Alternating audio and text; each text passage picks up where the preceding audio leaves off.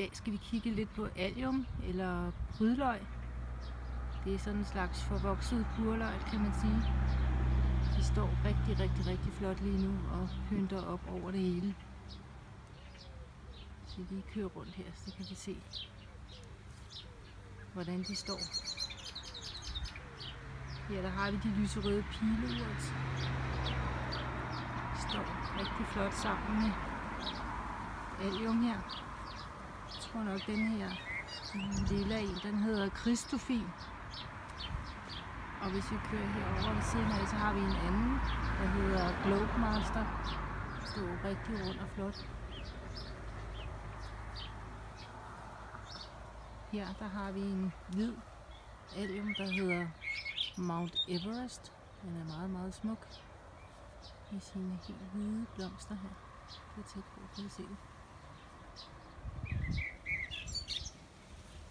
Det er faktisk bare nogle løg, som jeg køber i oktober, november, måske december.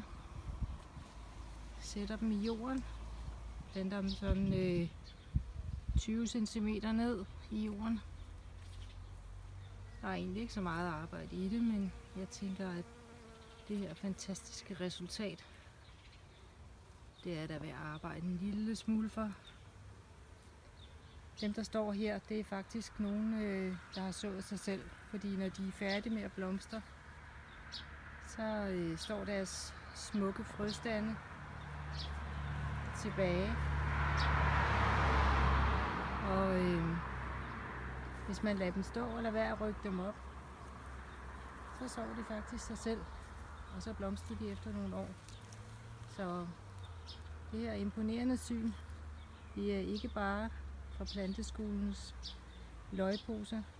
Det er faktisk nogen, der har sået sig selv. Og det kan man da godt være tilfreds med.